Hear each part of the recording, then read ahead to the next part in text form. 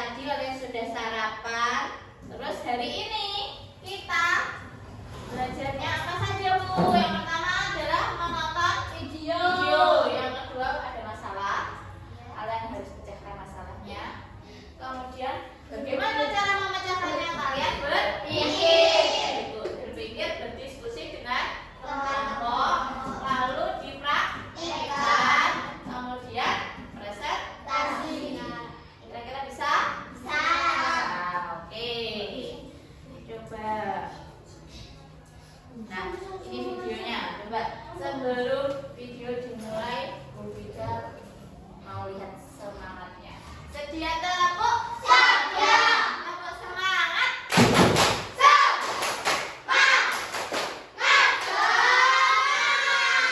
Oke, siap. Ini videonya kalian pahami, nanti Bu Bida tanya satu-satu kalau bisa. Ya. Pengenalan computational thinking. Hai teman kece, coba tebak apa artinya computational thinking atau berpikir komputasional? Adakah yang bermata jeli dan melihat kata komputasional di sini? Jadi mungkin ada hubungannya dengan komputer ya? Iya, betul sekali. Jempol buat kamu yang sudah menebak dengan benar. Berpikir komputasional adalah proses berpikir untuk menyelesaikan masalah dengan efektif dan efisien. Dalam ilmu komputer, proses berpikir ini dilakukan sebelum mulai menulis coding atau pemrograman. Jika sudah direncanakan dengan baik, maka coding yang ditulis akan sesuai dengan kebutuhan dan dapat diselesaikan dengan cepat dan tepat. Tapi ternyata berpikir komputasional juga bisa dilakukan tanpa komputer dan tanpa internet loh. Malah sebenarnya kita pun sudah menerapkannya dalam kehidupan sehari-hari. Mulai dari menggosok gigi, mencatat ringkasan pelajaran, hingga menyiapkan tas untuk sekolah besok. Wah, kalau kita sudah bisa menerapkannya setiap hari, berarti kita semua sudah mahir dong. Belum tentu. Contoh-contoh tadi kan menerapkan berpikir komputasional pada masalah yang sederhana. Masih banyak nih masalah yang lebih kompleks, seperti misalnya mengatur keuangan bulanan, apa yang harus dilakukan kalau kamu tersesat di tempat baru, hingga memilih jurusan dan karir. Lalu yang lebih penting lagi, ketika kamu dewasa nanti, kamu akan menghadapi era industri 4 dan bahkan 5. Di sini kamu perlu kecakapan untuk memanfaatkan dunia digital, mulai dari mencari dan memilah informasi yang kamu perlukan, hingga menggunakan informasi itu untuk membuat keputusan penting dalam hidupmu. Menghadapi masalah kompleks kehidupan di masa sekarang dan masa depan ini mirip seperti merencanakan coding yang sudah dibahas sebelumnya. Kuncinya adalah memahami masalah dengan tuntas dan mencari cara menyelesaikan yang efektif dan efisien. Nah, kalau begitu, bagaimana agar kita bisa berpikir komputasional? Sekarang kita bahas ya 4 landasan dari berpikir komputasional. Yang pertama, dekomposisi. Dekomposisi artinya membagi masalah kompleks ke bagian yang lebih kecil agar mudah diselesaikan. Misalnya kamu ditunjuk jadi ketua panitia lomba 17-an. Maka untuk memudahkan pelaksanaan, kamu bisa menunjuk panitia bagian acara, konsumsi, publikasi, keamanan, dan lainnya. Yang kedua, pengenalan pola. Artinya mencari kesamaan dan pola di antara bagian-bagian masalah kompleks yang sudah dipecah. Misalnya kamu hendak melipat dan menyimpan jemuran di rumah, maka kamu perlu bisa mengenali jemuran milik ayah, ibu, kamu, adik, dan milik bersama seperti spray, handuk, dan lainnya. Ini karena jemuran-jemuran itu perlu disimpan di tempat yang berbeda. Yang ketiga, abstraksi. Artinya fokus pada informasi yang penting saja, mengabaikan detail yang tidak diperlukan. Misalnya kamu hendak menceritakan pengalamanmu berwisata ke luar kota. Tentunya kamu mengalami banyak hal dari mulai berangkat di bus, berfoto bersama, makan di restoran, menginap di hotel, hingga perjalanan pulang. Tapi nggak mungkin kan kamu ceritakan semua kejadian dengan detail pada teman-temanmu. Pasti mereka bosan kalau kelamaan. Jadi kamu harus mencari beberapa kejadian yang menarik saja untuk diceritakan pada teman. Yang terakhir, algoritma. Artinya membuat langkah-langkah penyelesaian atau menyelesaikan masalah. Misalnya kamu diberi daftar belanja di supermarket oleh ibu. Ada minyak goreng, telur, roti, sayur, dan kopi. Lalu kamu harus buru-buru karena ibu sudah mau memasak dengan minyak goreng itu. Nah, kalau seperti ini, satu cara yang efisien misalnya mulai dengan mengambil barang yang paling dekat dari pintu masuk hingga terakhir yang paling dekat dengan kasir. Nah, itu dia 4 landasan berpikir komputasional yang perlu diterapkan untuk memecahkan masalah yang kompleks. Lalu berikutnya, apakah ada cara untuk mengasah kemampuan berpikir komputasional? Tentu ada. Selain bisa coba kamu terapkan ke masalah sehari-harimu, kamu bisa juga latihan soal untuk mengasahnya. Misalnya, gurumu akan memberikan soal-soal computational thinking di mata pelajaran matematika, bahasa Indonesia, dan IPAS dalam kurikulum mereka. Selain itu, kamu bisa ikut tantangan bebas Indonesia juga. Yuk coba simak satu contoh soal computational thinking. Dalam bis studi wisata, ada 3 kelompok anak yang akan diantarkan ke 3 tujuan berbeda. Bis berhenti pertama di restoran, lalu hotel, dan terakhir di museum. Hanya ada satu tempat penyimpanan koper di samping bis, yang hanya bisa dibuka dari satu pintu. Sopir bis ingin mengatur koper-koper penumpang hingga mudah dikeluarkan. Bantu supir bis menentukan urutan memasukkan koper-koper itu ke dalam kotak penyimpanan. Pertanyaan, koper kelompok anak yang mana yang dimasukkan terakhir? A. Anak yang ingin pergi ke museum. B. Anak yang ingin pergi ke restoran. C. Anak yang ingin pergi ke hotel. Atau D. Yang manapun boleh. Soal ini diadaptasi dari challenge.bebas.org. Kalau kamu tahu, coba ya dijawab di kolom komentar. Oke, ini ya masalahnya. Kira-kira koper yang mana yang dimasukkan terakhir? Tadi ada 3 kelompok. Yang pertama ingin pergi ke restoran. Kedua, hotel. Ketiga, museum. Restoran, hotel, museum. Nah, dari 3 kelompok seperti ini ya, kelompok 1, kelompok 2, kelompok 3. Pertama kelompok 1 ingin pergi ke restoran. Kelompok 2, museum. Hotel. Kelompok 3, ini ya perjalanannya. Restoran, hotel, museum. Nah, koper mana? Jadi masing-masing itu adalah koper. Koper mana yang diletakkan paling terakhir di ruang penyimpanan? Museum. Museum. Oke, nanti Bu Mida tanyakan ini lagi untuk berdiskusi, kemudian presentasi ya. Nah, sekarang berpikir komputasional. Apa tadi? Cara berpikir yang melibatkan pemecahan masalah secara sistematis dan efisien. Cara berpikir ini adalah dasar dalam mengembangkan algoritma dan program yang efektif. Berpikir komputasional, berpikir seperti komputer. Nah, terus tadi berpikir komputasional ada berapa? 4. Iya, ada 4 apa saja? Dekomposisi, pengenalan pola, abstraksi, yang terakhir algoritma. Betul? Ya betul, dekomposisi, pengenalan pola, abstraksi, dan algoritma. Tadi sudah dijelaskan.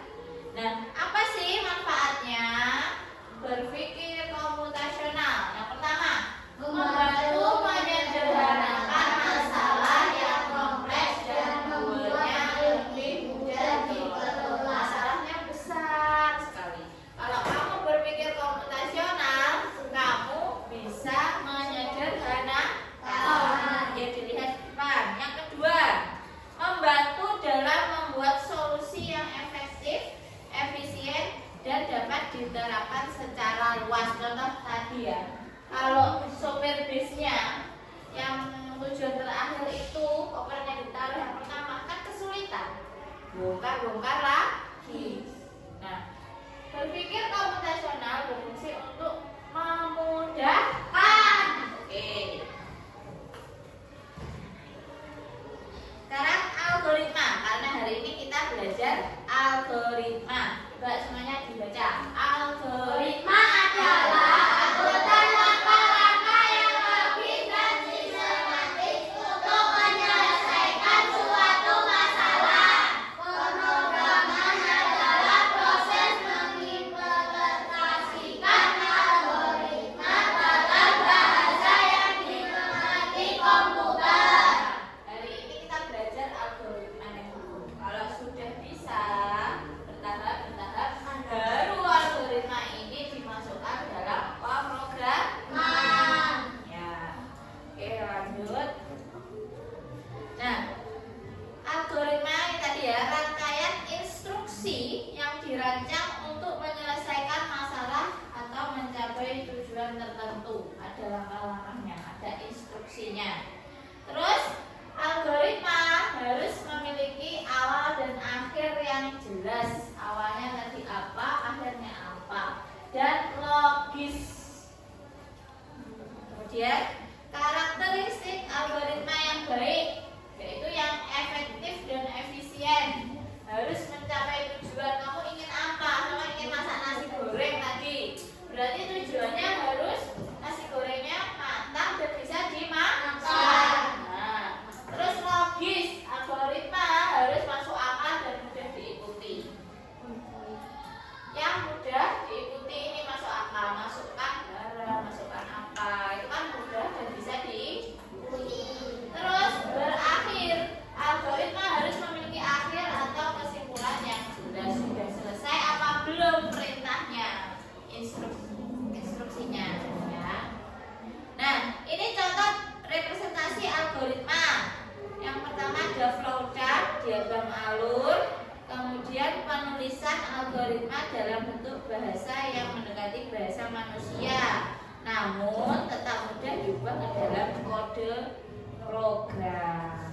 Nah, ini nanti kalau kalian sudah bisa algoritma, kita belajar algoritma dulu sederhana. Nah, sekarang tidak ada lembar LKPD. Setiap kelompok silakan berdiskusi. Nah, di sini ada permasalahan dan soalnya. Ya, dikasih nama kelompok ya. Nah, perhatikan dulu. Mari berdiskusi, kerjakan kelompokmu. Nah, di situ juga sudah ada langkahnya. Bisa kalian simak. Menjadi robot pintar. Nah, di situ ada masalah. Kemudian kita praktekkan. Bu, praktek apa? Praktek game menjadi robot pintar. Misinya apa? Jadi setiap sesuatu game itu pasti ada misinya. Misinya bawa pulang kembali yang hilang. Gerakkan robot untuk mengambil benda dari satu titik dan bawa benda kembali ke rumah. Jadi ada benda yang hilang di seberang sana, nanti ada gamenya.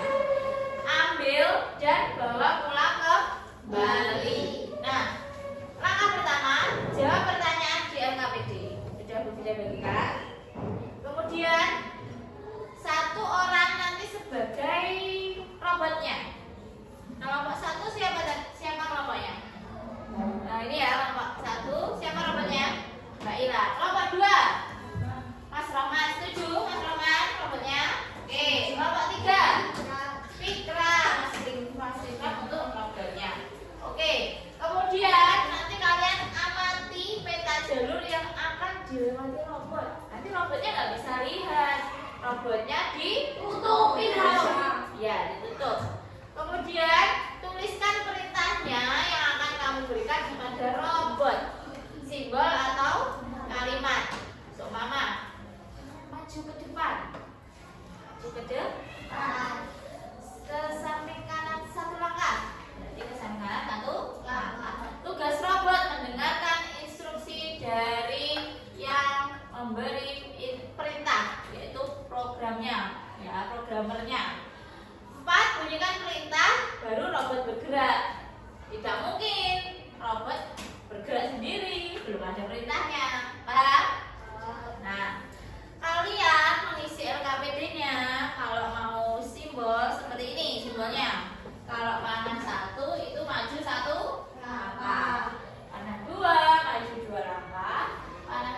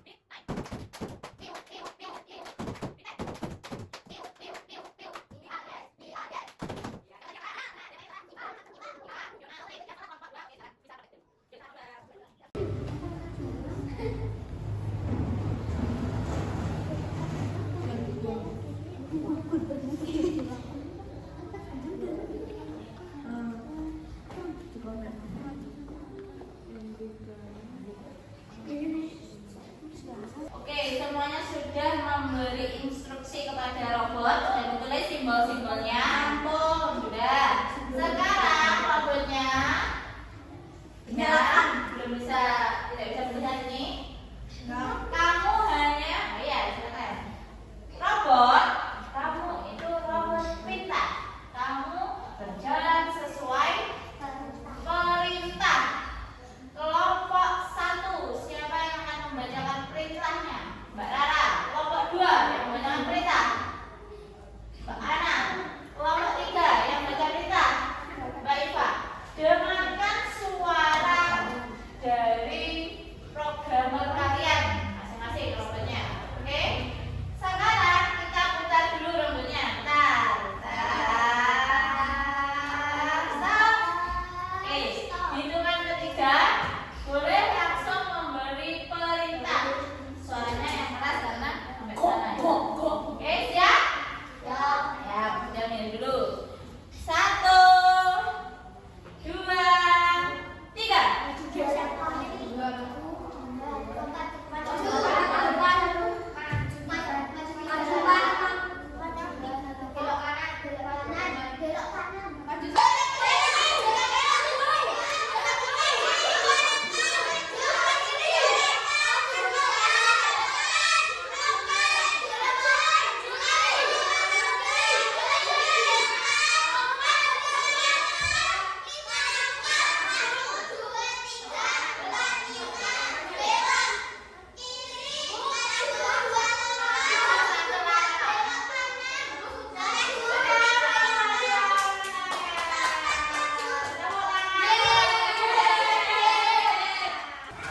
Oke, kelompok 1 sudah siap? Siap. Oke, siap semuanya? Siap. Ini adalah robot pintar. Misinya mengambil kembali apa yang hilang. Ambil dan bawa kembali ke rumahmu. Kelompok 1, robot Rara. Kelompok 2, robot Ilham. Kelompok 3, robot Fiona. Sekarang putar robotnya untuk menghidupkan. Oke, stop. Hitungan ketiga, robot on. Bisa dimulai. 1, 2, 3.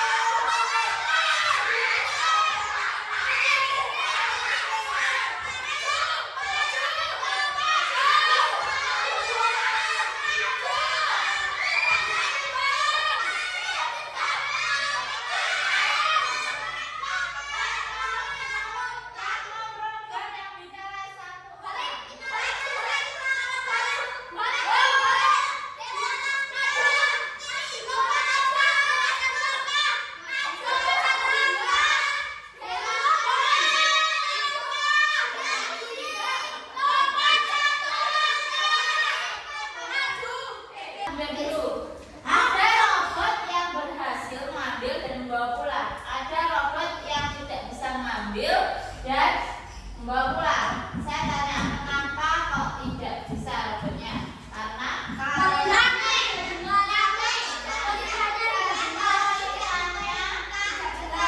jelas. Nah, apa tadi? Robot tidak bisa berjalan kalau tidak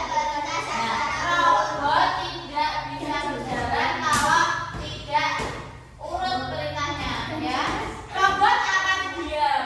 Kenapa? Karena yang dijalankan itu tidak urut atau tidak sesuai. Nah, siapa yang berhasil membawa pulang itu berarti urutannya sudah betul, perintahnya sudah jelas. Oke, tadi pemenangnya kelompok 2. Kelompok 2. Setelah ini kita presentasi, kemudian refleksi. Oke, semuanya sudah praktek menjadi di Robot Pintar. Bagaimana? Seru